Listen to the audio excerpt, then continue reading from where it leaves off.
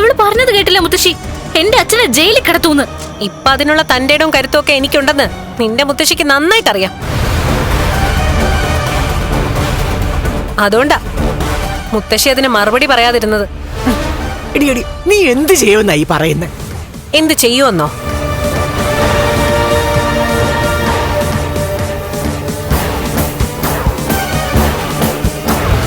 അതെ, ഇന്നത്തെ കാലത്ത് വീട്ടമ്മമാരെ വീട്ടിനകത്തിട്ട് ചവിട്ടി മെതിച്ച വകുപ്പ് വേറെയാ.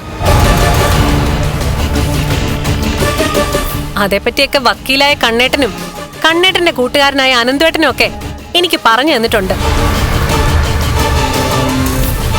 ദേ, അമ്മയൊരു കേസ് ഫയൽ ചെയ്താലേ ഇവളുടെ അച്ഛനും മുത്തശ്ശിയൊക്കെ പോലീസ് സ്റ്റേഷനും കോടതിയൊക്കെ കേറി ഇറങ്ങണം. വേണ്ടി വന്ന ജയിലിലും കിടക്കണം.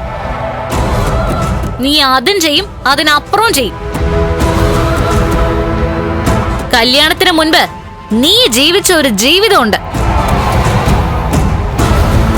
അതിനുള്ള പകയും പ്രതികാരവും മനസ്സിൽ വെച്ചോണ്ടാടി നീ ഇപ്പൊ ഈ നടക്കുന്നത്. അതൊക്കെ മനസ്സിലുണ്ടായിരുന്നെങ്കിൽ എന്നേ ഇയാള് പറഞ്ഞതുപോലെ നിന്റെ അച്ഛനും ദാ ഇവരും ഒക്കെ ജയിലിൽ കിടന്നേനെ. ഇവളെ വിളിച്ചോണ്ട് പോകാൻ നോക്ക്.